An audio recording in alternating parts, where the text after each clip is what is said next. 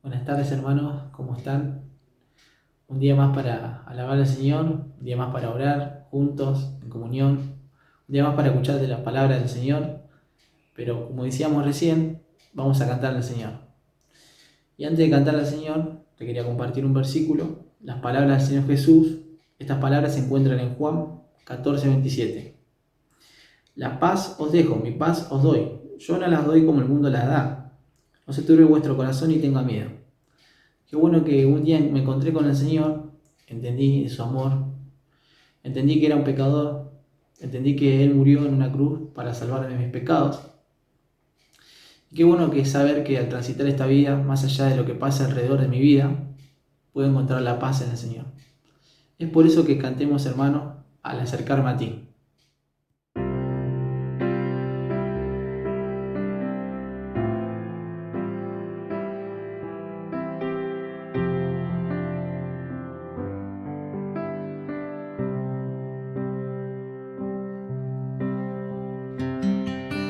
Acercarme a ti, calmas mi alma, tu presencia refresca mi ser. Eres mi refugio y mi santuario, en ti hay descanso y paz. En este refugio quedo, mi alma canta hoy una canción que con palabras podría expresar. Recibe mi adoración para ti, Señor. Acercarme a ti, calmas mi alma, tu presencia refresca mi ser. Es mi refugio y mi santuario, en ti hay descanso y paz. Y en este refugio quieto, mi alma canta hoy una canción que con palabras no podría expresar. Recibe mi adoración para ti, Señor.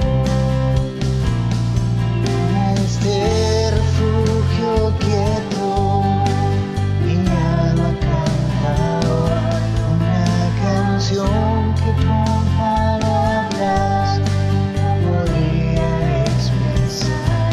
Recibe mi adoración para ti, Señor. Para ti, Señor. Para ti, Señor.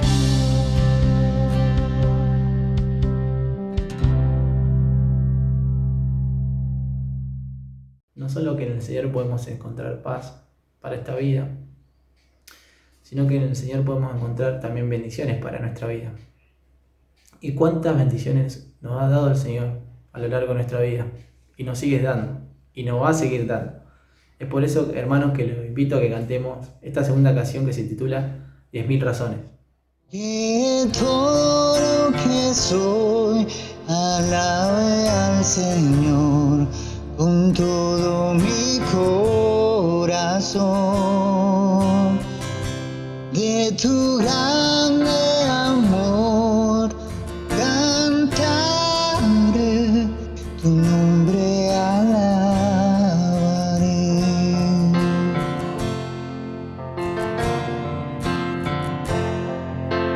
Sale el sol, es un nuevo amanecer. Cantaré a ti otra vez, sea lo que venga, confiaré en ti. Alabaré en el anochecer.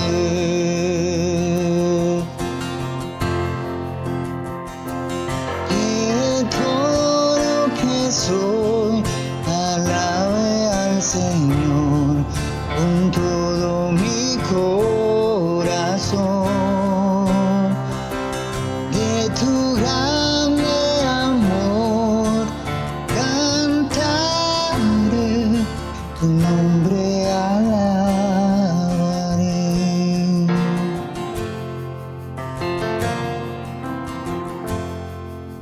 Amor no tiene fin y tú eres para siempre, y bondadoso es su corazón. Por todo lo que has hecho, yo sigo cantando. 10,000 razones para alabar.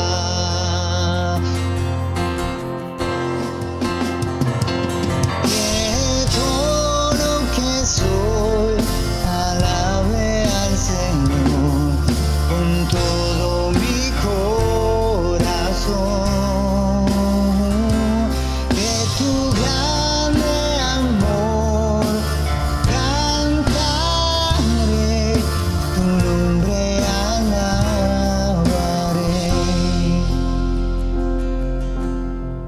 Y en ese día, cuando ya no tenga fuerzas y se acerque tu gloria, mi alma cantará de tu amor sin final. 10,000 años y para siempre más.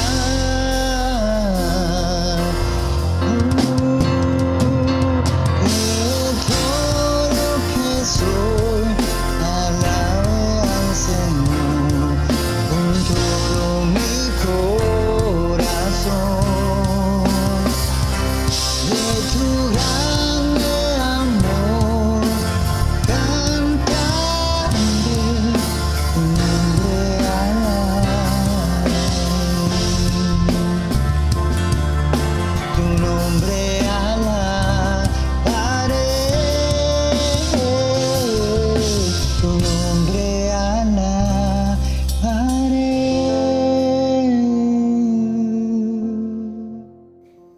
Antes de cantar la última canción, hermanos, hacemos una oración. Padre que estás en el cielo, gracias, Padre, porque como decía tu palabra, un día enviaste a tu Hijo Jesucristo, por amor por todo el mundo. Gracias porque un día hemos creído en Él, Señor, en tu Hijo. Gracias, Padre, porque también en ti, Señor, podemos encontrar paz, refugio. Podemos estar tranquilos, Señor, a pesar de lo que pasa alrededor de nuestra vida, Señor. Señor, gracias por las bendiciones que nos das día tras día, Señor, de tener una familia, de poder conectarnos con los hermanos a pesar de esta pandemia. Gracias, Padre, por este momento de seguir alabándote, Señor. Que tú bendigas esta alabanza, Señor, que tú bendiga al hermano que tiene a cargo de tu palabra también. Y te pedimos por las peticiones que tiene cada uno de nuestros hermanos. En el nombre del Señor Jesús, amén. Y ahora sí, la última canción. Cantamos, hermano, el himno 477, Juntos en tu presencia. Luego de cantar esta canción, le dejamos al hermano que tiene a cargo de la palabra.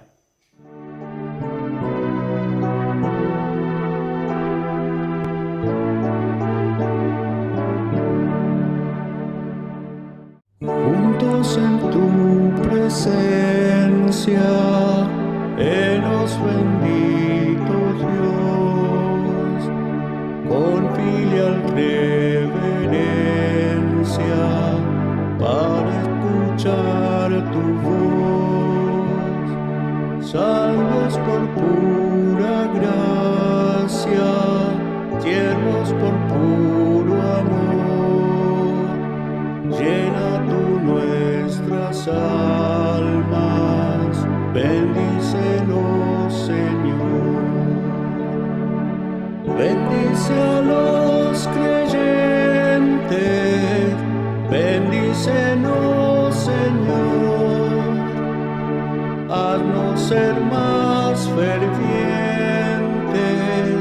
aumenta aquí el amor.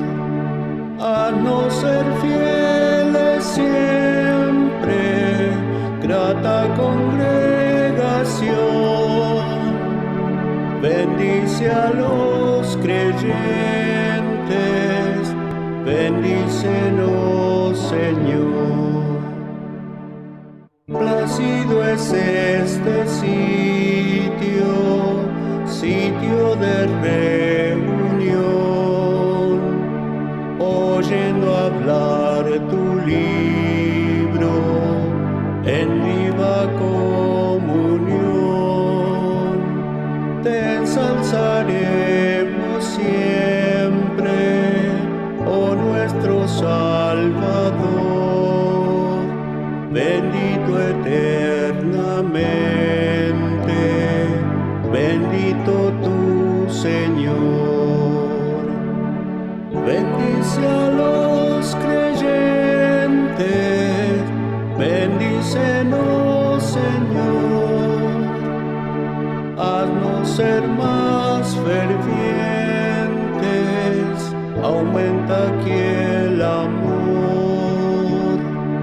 Haznos ser fieles siempre, grata congregación. Bendice a los creyentes, bendícenos, Señor. Padre, te suplicamos en tu gran compasión, guárdanos los hermanos en fraternal amor, prontos a perdonarnos, prontos a oír tu voz, cual escogidos santos, llamados por ti, oh Dios. Bendice a los creyentes, bendícenos, Señor. Haznos ser más fervientes, aumenta aquí el amor. Haznos ser fieles siempre, grata congregación.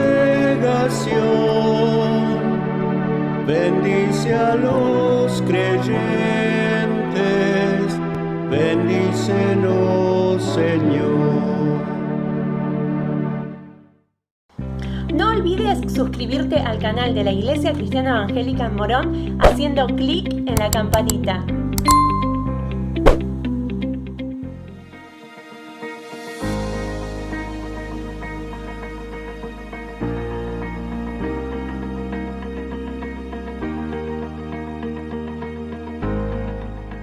Buenas noches, hermanos. Es una alegría poder compartir con ustedes en esta tarde la preciosa palabra del Señor. Con la ayuda de su Espíritu vamos a considerar en la carta, la primera epístola del apóstol Pedro, en el capítulo 4.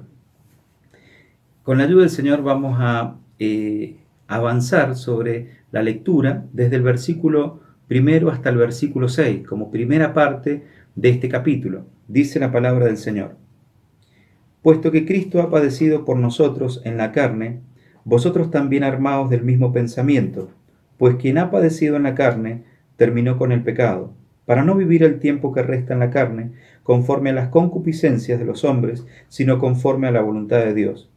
Baste ya el tiempo pasado para haber hecho lo que agrada a los gentiles, andando en lascivias, concupiscencias, embriagueces, orgías, disipación y abominables idolatrías.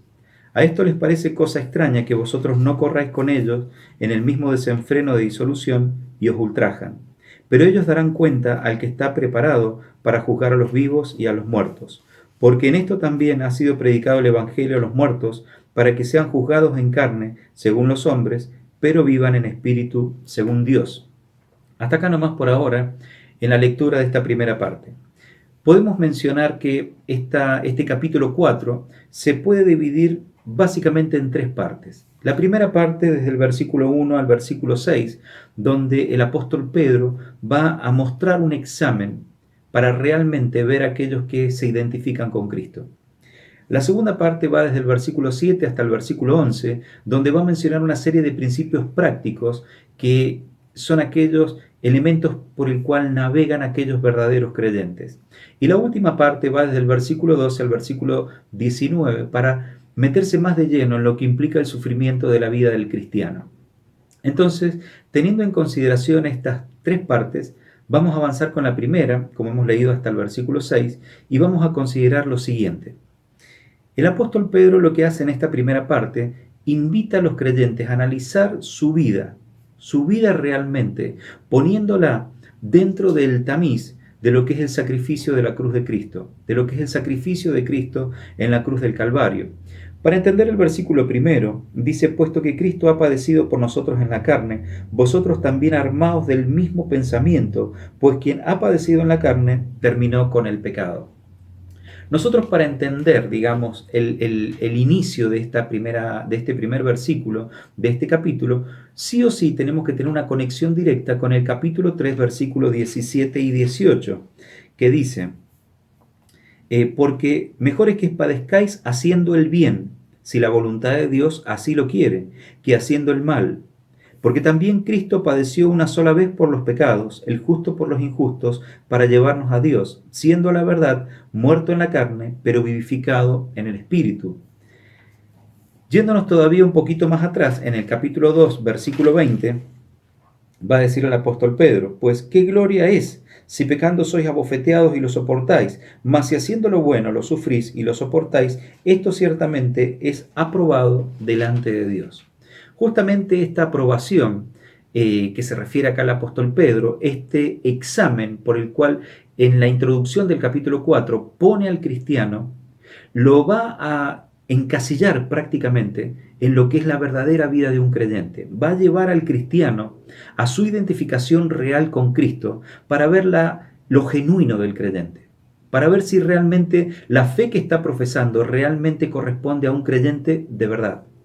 Es por eso que justamente estos sufrimientos que va a apuntar al apóstol Pedro no son por hacer lo malo. No es porque la circunstancia así nos esté llevando y por lo tanto los creyentes que estaban pasando por esta situación en consecuencia la están pasando mal, sino que hay un propósito bien definido para con aquellos que hemos recibido al Señor, aquellos que le hemos abierto nuestro corazón al Señor. Y es que esos creyentes puedan pasar por el tamiz del sufrimiento que está íntimamente ligado, tramado, relacionado con el sufrimiento que el Señor Jesucristo tuvo en la cruz del Calvario.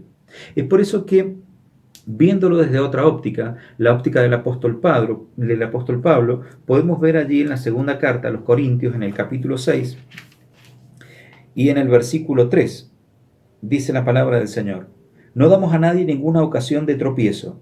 Ahí está hablando de ellos mismos. Dice: para que nuestro ministerio no sea vituperado. Antes bien, nos recomendamos en todo como ministros de Dios, en mucha paciencia. ¿Y por qué en paciencia?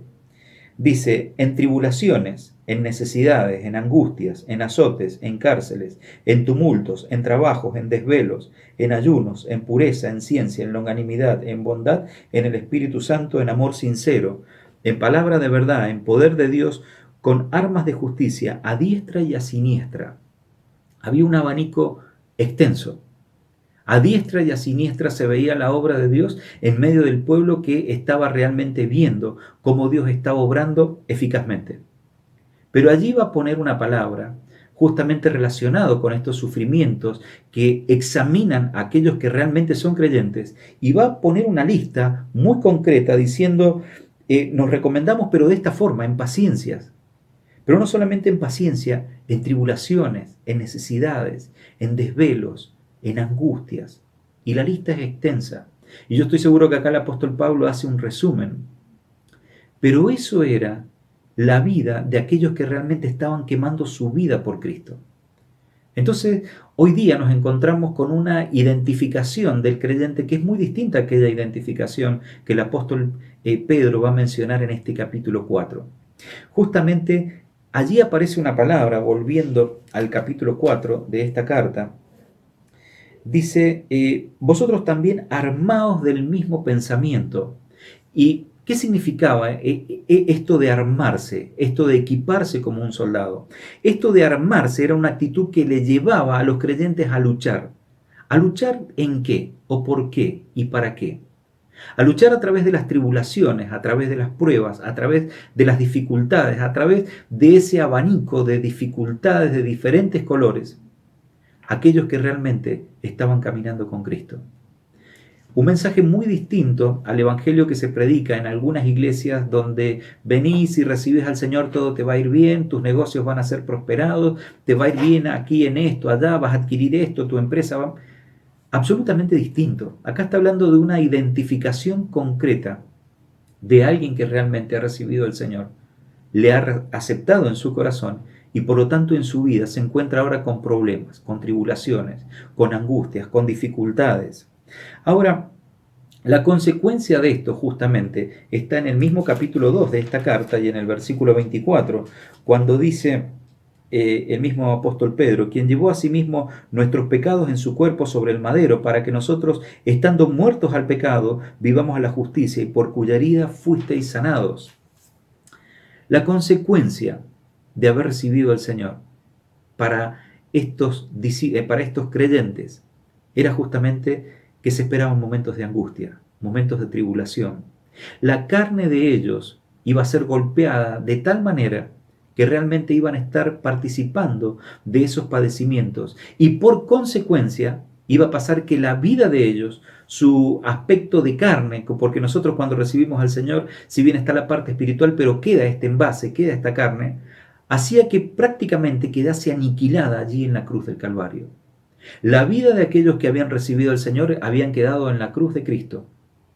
Habían muerto a través de los padecimientos de Cristo Jesús. Y ahora lo que vivían en la fe del Hijo de Dios, traducido a nuestro lenguaje, eran problemas, eran dificultades, eran momentos difíciles, momentos de desvelos, momentos de angustia.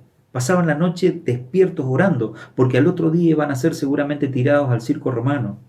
Y así con cada una de las situaciones que ellos estaban viviendo en ese momento. Pero desde el versículo 3 al versículo 5 dice: baste ya el tiempo pasado para haber hecho lo que agrada a los gentiles, andando en lascivias, concupiscencias, embriagueces, orgías, disipaciones. A esto les parece cosa extraña que vosotros no corráis con ellos en el mismo desenfreno de disolución y os ultrajan, les tratan mal.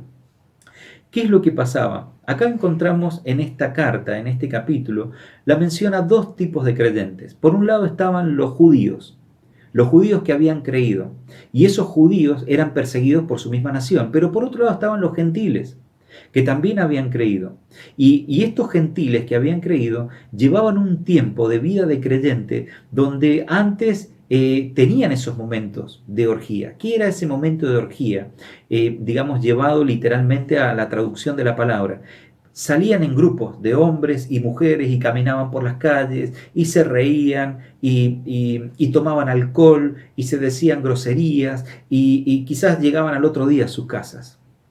Entonces, justamente ese tipo de personas que antes compartían con ellos, ahora veían que sus vidas habían muerto en la cruz del Calvario y que por lo tanto el olor que había de ellos era olor de Cristo. Su carne había muerto y ellos estaban mostrando realmente otro estilo de vida. Y no era un estilo de vida cómodo, no era un estilo de vida próspero, al contrario, eran considerados personas errantes, personas que prácticamente su elección les había llevado a vivir de una forma muy paupérrima y en algunos casos muy angustiante. Sin embargo, como ya no corrían con ellos en el mismo desenfreno y disolución, ahora se burlaban de ellos, los ultrajaban. Hermanos, ¿cuánto necesitamos en esta época de creyentes que realmente hablen mal de nosotros porque no andamos con el mundo? Que hablen mal de nosotros porque no participamos de las mismas cosas del mundo. Que hablen mal de nosotros, que nos digan toda clase de males, como dice, mintiendo. ¿Por qué? Porque estamos haciendo lo bueno y no lo malo. Este era el examen que en esta primera parte el apóstol Pedro va a poner tan claramente para realmente identificar quiénes son los verdaderos creyentes. Ahí hay una palabrita que dice justamente... dice, a esto les parece cosa extraña que no corráis con ellos. Ahí la traducción de la palabra corran en el griego no significa que corran con ellos, significa que no se hundan con ellos. Es mucho más claro en la versión original, que no se hundan de la misma forma en el pecado, que no se hundan en la misma forma en las redes de este mundo, que no se hundan en la misma forma haciéndose tan parecidos a lo que eran antes. Encontramos también justamente en un versículo muy controversial que en algunos casos ha dado diferentes interpretaciones.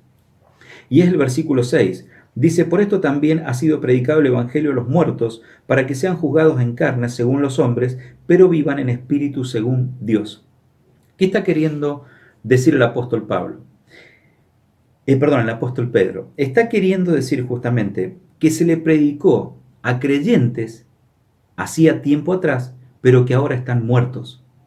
Habían pasado por el martirio de Nerón, habían pasado por las persecuciones, habían pasado sufrimientos por ser creyentes.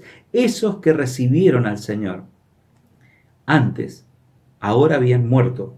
No solamente se les había predicado a ellos, que ahora están muertos, para que sean juzgados según la carne, dice que sean juzgados en carne según los hombres.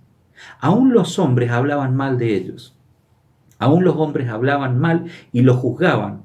¿Qué juzgaban? De personas simples, comunes y corrientes, que quizás llevaban una vida normal, pero recibieron al Señor Jesucristo y le empezaron a venir problemas, le empezaron a venir persecuciones, les empezaron a venir momentos difíciles, hasta tal punto que murieron. Muchos murieron defendiendo su fe. Muchos murieron y perdieron a sus familias por creer en el Señor Jesucristo. Estos los hombres los juzgaron, como diciendo, mirá lo bien que le fue por haber recibido al Señor. Sin embargo, este misterio de la predicación siguió tan firme y este examen por el cual fueron puestos estos creyentes hizo que muchos otros más recibieran al Señor. Hay relatos donde afirman que muchos recibieron a Cristo de los verdugos que martirizaban a los creyentes. ¿Por qué? Porque podían ver en ellos una fe tan genuina que cuando participaban de los sufrimientos de Cristo, estaban mostrándole al mundo lo que Cristo había hecho en sus vidas. Estaban predicando a viva voz, con sus gargantas enrojecidas, a todo lo que podían dar, de que Cristo había muerto por ellos y de que en Cristo había vida y había esperanza. ¿Por qué es tan pobre la predicación del Evangelio en estos días?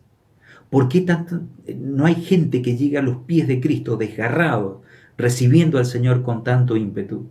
Porque los creyentes ya no sufrimos por Cristo, como sufrían estos primeros cristianos. Para entrarnos ya en la segunda parte, para ir avanzando, vamos a analizar aquellos principios prácticos establecidos en este capítulo, que va desde el versículo 7, como mencionamos recién, hasta el versículo 11. Dice el versículo 7, mas el fin de todas las cosas se acerca, sed pues sobrios y velad en oración. Ante todo tened entre vosotros ferviente amor, porque el amor cubrirá multitud de pecados. Hospedaos los unos a los otros sin murmuraciones, cada uno según el don que ha recibido, ministre a los otros como buenos administradores de la multiforme gracia de Dios. Si alguno habla, hable conforme a las palabras de Dios. Si alguno ministra, ministre conforme al poder que Dios da, para que en todo sea Dios glorificado por Jesucristo, a quien pertenecen la gloria y el imperio por los siglos de los siglos. Amén. Uno pareciera que está llegando al final de la carta, pero en realidad lo que se va a establecer acá en este capítulo justamente son una serie de consideraciones prácticas valiosísimas para aplicar en nuestra vida. La primera de ellas, en el versículo 7, dice, mas el fin de todas las cosas se acerca, sed pues sobrios y velad en oración. Hermanos míos, ya en aquella época se esperaba de que el Señor viniese, como lo estamos esperando nosotros.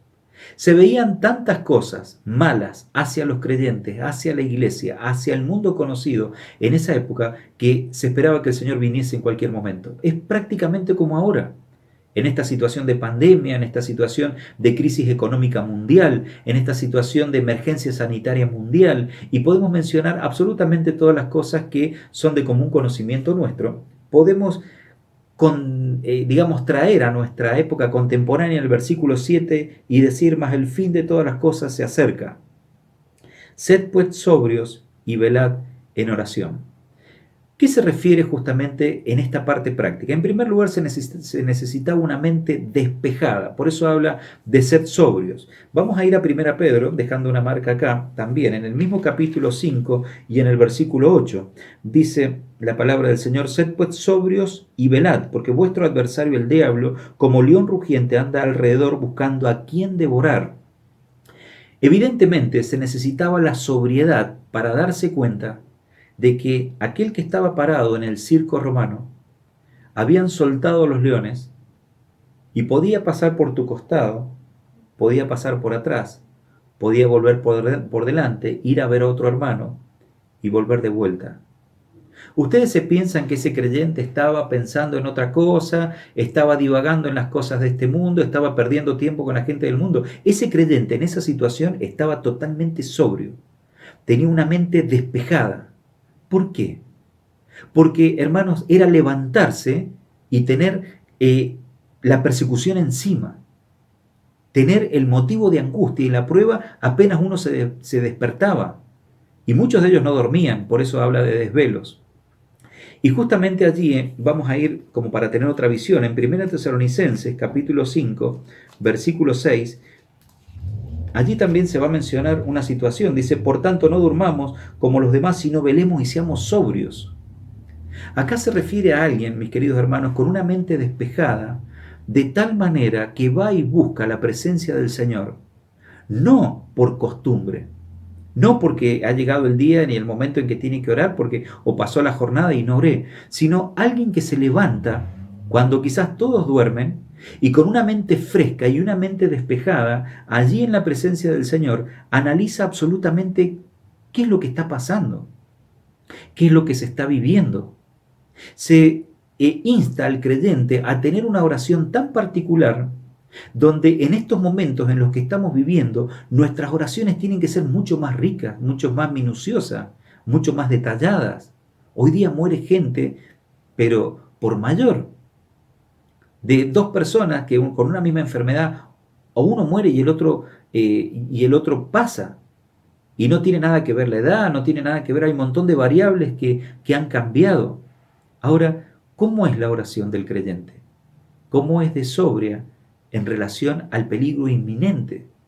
Si bien nosotros sabemos que si hoy día morimos, estamos con Cristo, exactamente hoy. Pero ¿y los que no tienen al Señor?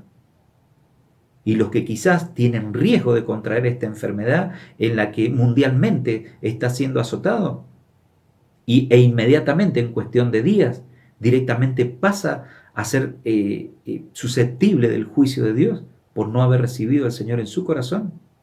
Cuando un creyente tiene esto en su mente, una mente despejada para analizar esto, sin duda su vida de oración no va a ser de alguien dormido, va a ser alguien sobrio, alguien despejado, va a tener un dominio y una predisposición a la oración, como dice esta misma carta de Pedro en el capítulo 3 y en el verso 7, cuando dice: maridos, igualmente vivid con ella sabiamente, dando honor a la mujer como vaso más frágil, como coherederas de la gracia de la vida, para que vuestras oraciones no tengan estorbos. Acá va a poner justamente esta aclaración de una mente despejada y de un dominio propio de la vida del creyente tal que realmente tu oración, cuando vaya a ser elevada al cielo, no tenga ningún estorbo por miles de detalles. Acá el apóstol Pedro va a poner en el caso de tratar mal a la esposa, por ejemplo. Pero hay tantos detalles en la vida del creyente que se pueden filtrar y hacer que nuestra vida de oración realmente no tenga la fuerza que tiene que tener. Y mis queridos hermanos, estamos viviendo tiempos difíciles y últimos tiempos donde se requiere que esa oración sea como parte del principio práctico de nuestra vida como cristianos. Pero también habla acerca de una oración que ardientemente espera al Señor. Romanos capítulo 13, verso 11, va a decir la palabra del Señor. Romanos capítulo 13, verso 11.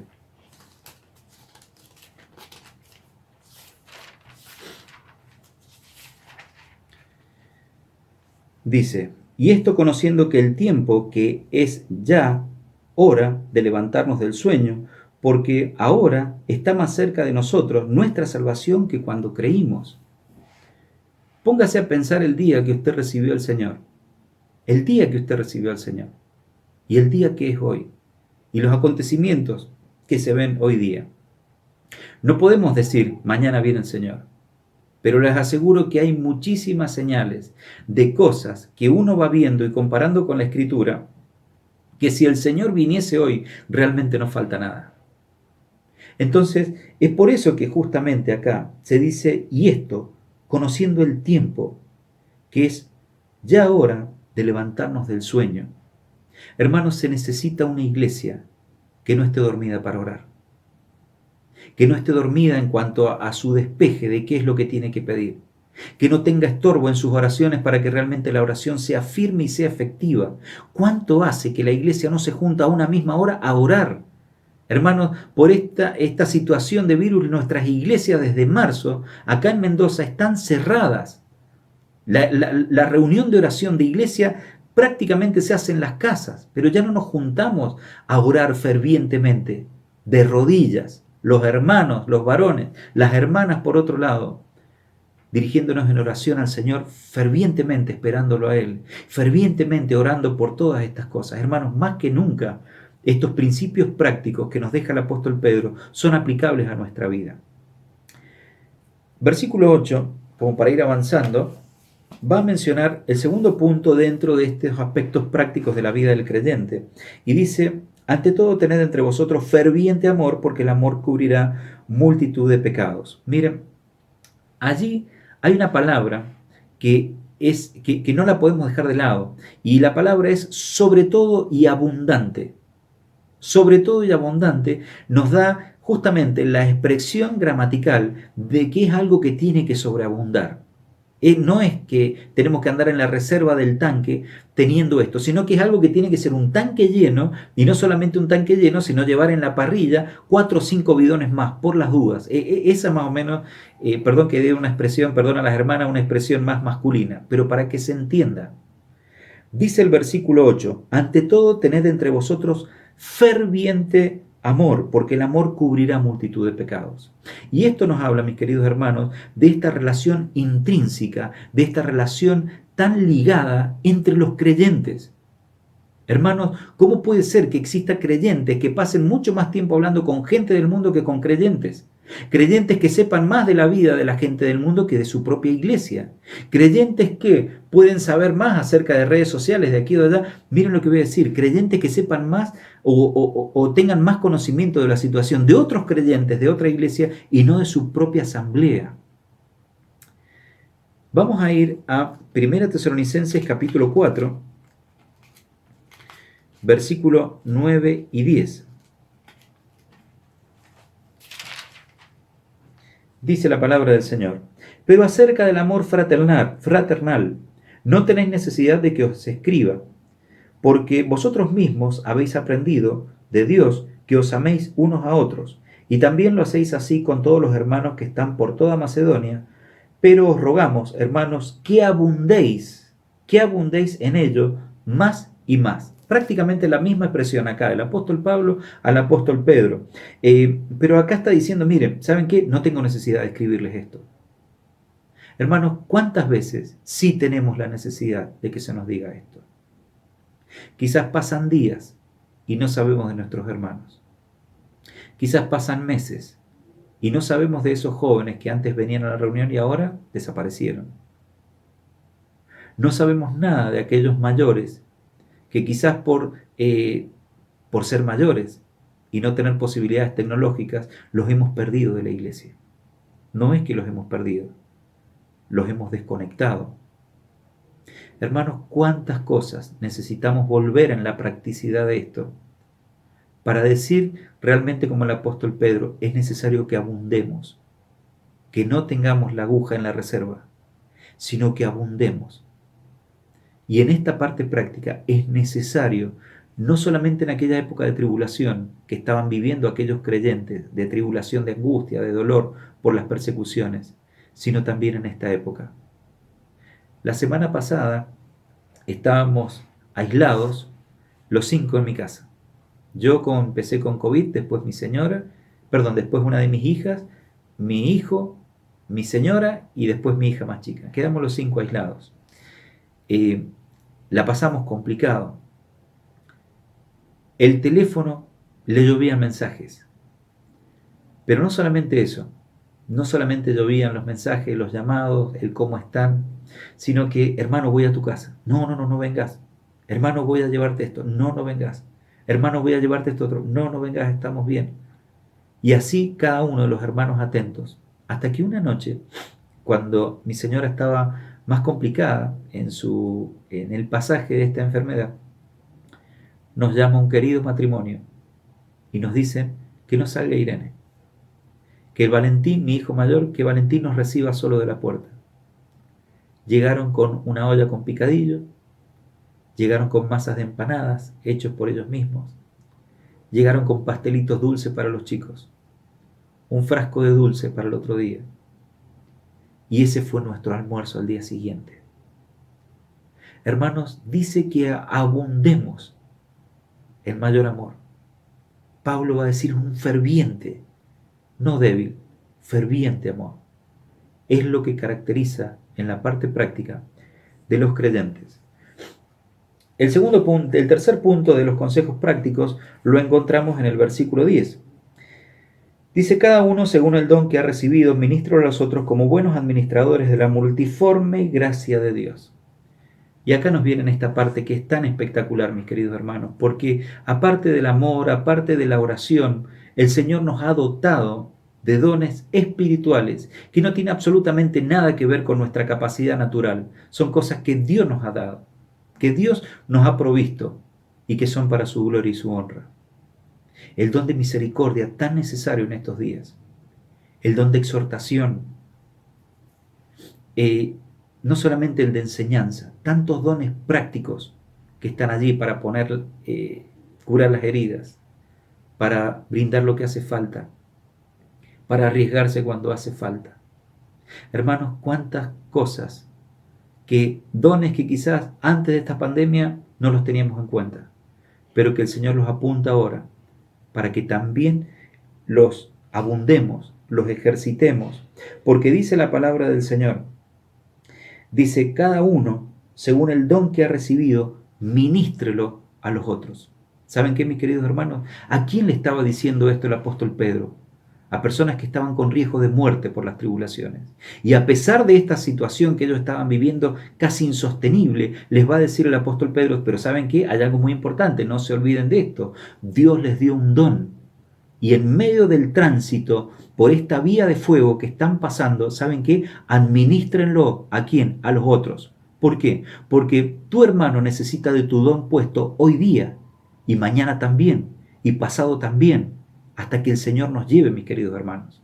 Esta situación en la que nosotros estamos viviendo es para que abundemos en la práctica de los dones, mucho más que antes todavía, porque es mucho más necesario. Así lo veía el apóstol Pedro en este versículo, en esta situación que estaban pasando.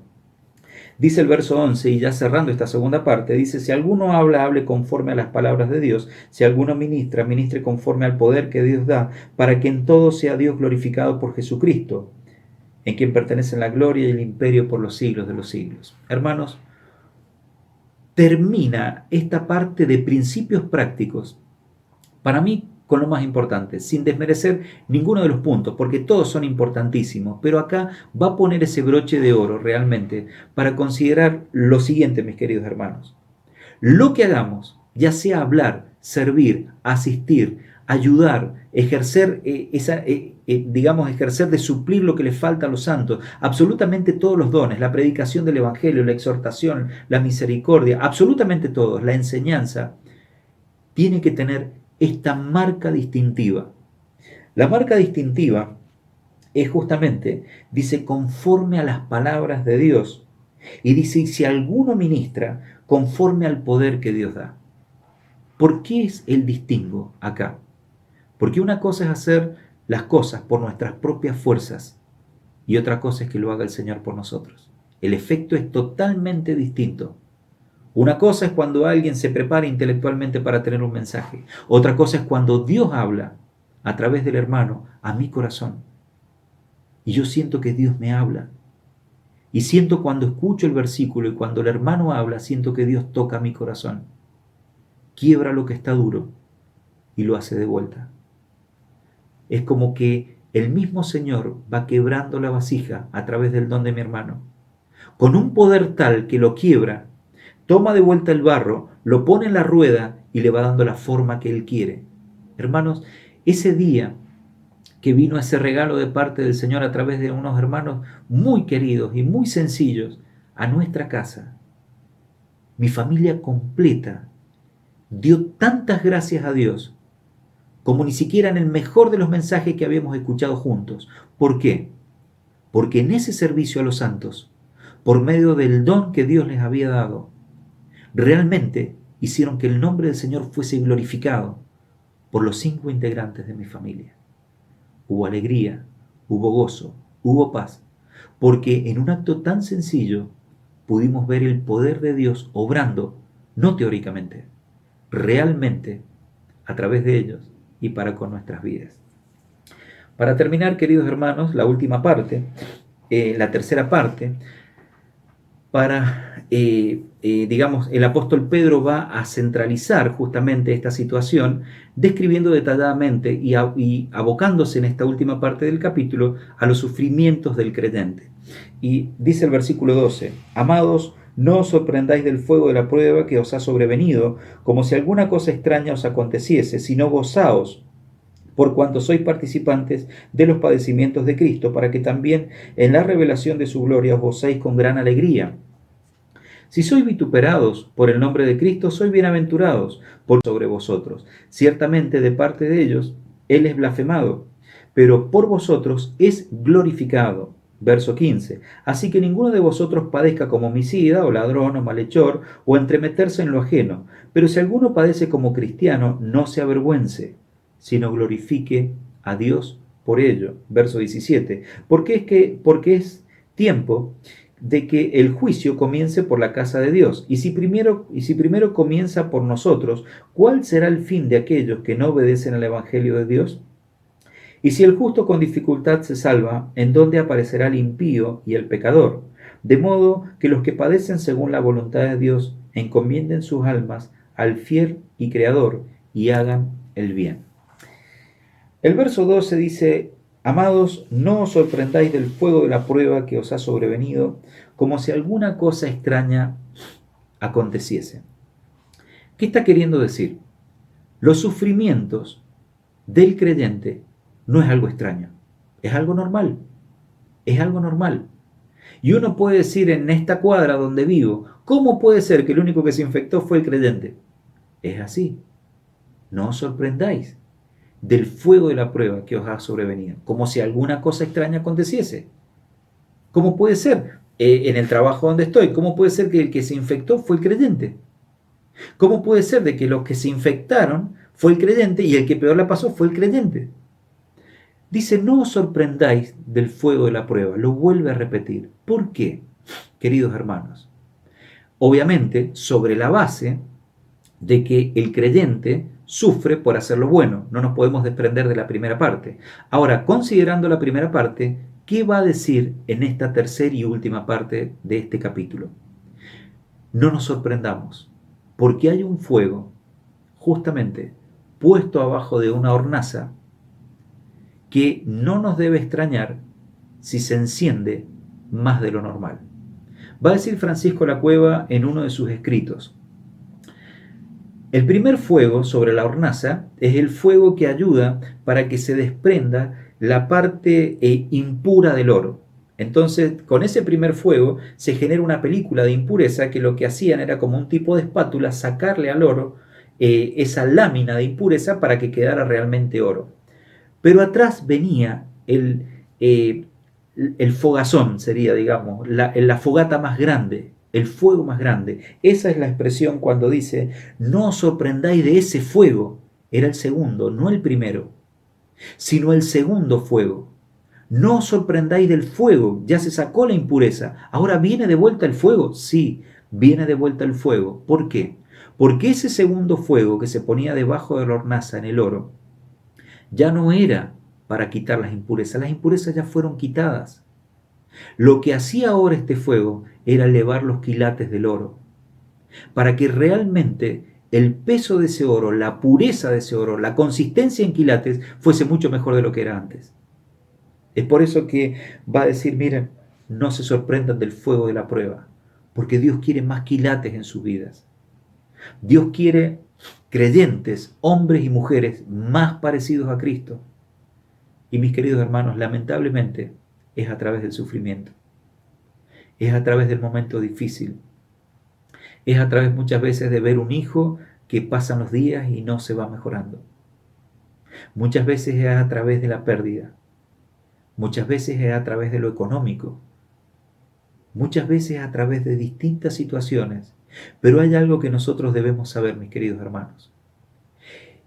Dios tiene un propósito específico con esa prueba. Y en ese propósito pensó en vos y pensó en mí. No pensó en un barrio completo. No pensó en una manzana completa. Se fue a tu casa. Se paró arriba de tu casa. Buscó la familia creyente. Te buscó a vos. Me buscó a mí.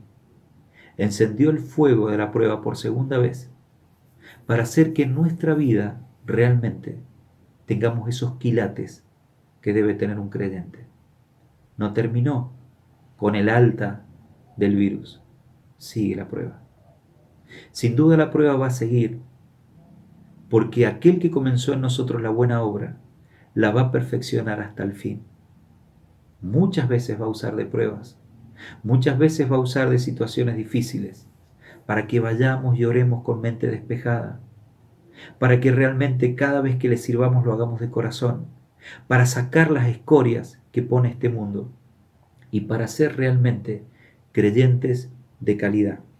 Para ir terminando, queridos hermanos, va a decir el verso 19, de modo que los que padecen según la voluntad de Dios encomienden sus almas al fiel y Creador y hagan el bien. Yo quisiera que me acompañen a ir a Hechos capítulo 14, verso 22. Hechos capítulo 14, verso 22. Dice la palabra del Señor: confirmando los ánimos de los discípulos, exhortándoles a que permaneciesen en la fe y diciéndoles, es necesario que a través de muchas tribulaciones entremos en el reino de Dios. Hermanos míos, esta carta nos deja esta enseñanza, porque es necesario que a través de muchas tribulaciones. No sé cuánto tiempo llevas de creyente, no sé cuánto tiempo, si 1 año, 2 años, en mi caso ya llevo 40 y pico de años. Ahora, ¿qué es lo importante de esto? Saber, mis queridos hermanos, que es necesario que vengan pruebas, que vengan dificultades. A ninguno le gusta pasar la prueba, pero Dios usa esas pruebas para generar en nosotros un cada vez y mayor y eterno peso de gloria. El Señor quiere ese peso en nuestra vida, quiere ese peso en oro. Satanás te va a distraer, te va a hacer que volvás a lo que eras antes, va a hacer que tus oraciones no sean las correctas, va a hacer que tus dones se debiliten, va a hacer que lo que hagas no lo hagas en el poder del Señor y tantas cosas. Sin embargo, aquel que es fiel a sus propósitos va a seguir firme, trabajando en tu vida, hora tras hora, día tras día, para realmente formar en nosotros un cristiano que en el momento de la prueba no se queje de la prueba, sino que pueda mirar a la cruz y encomendar sus almas, las almas de su familia, su propia alma, en las manos de aquel que estando en agonía en la cruz del Calvario, dijo, Dios mío, en tus manos encomiendo mi espíritu. Aquel que encomendó su espíritu en las manos del Padre, en aquel acto perfecto de sustitución y de redención por nosotros, nos dejó un camino ancho, un camino amplio, a través de este camino angosto que nosotros estamos transitando. Un camino angosto, va a decir el Señor, con espinos, con cardos, con dificultades, pero un camino ancho para poder encomendar en las manos del Padre nuestra vida y saber que no vamos a ser defraudados. Termina el capítulo diciendo, de modo que los que padecen según la voluntad de Dios. Hermanos, allí está la voluntad de Dios. No debemos perder de vista el propósito que Dios tiene para nuestras vidas, porque allí en ese propósito, ¿saben que abunda también su providencia? No nos va a faltar nada. Vamos a pasar por la dificultad, pero Él va a estar con nosotros. Vamos a ir por caminos difíciles, pero Él va a ir adelante. Vamos a sentir momentos de dificultad, pero su diestra nos va a sostener. Su palabra nos va a alentar. Las oraciones de los creyentes realmente en oración van a sostener nuestra espalda para que nosotros podamos encomendar tranquilamente nuestras almas al fiel y creador y ver de que a pesar de las pruebas no hay mejor camino que haber conocido al Señor Jesucristo.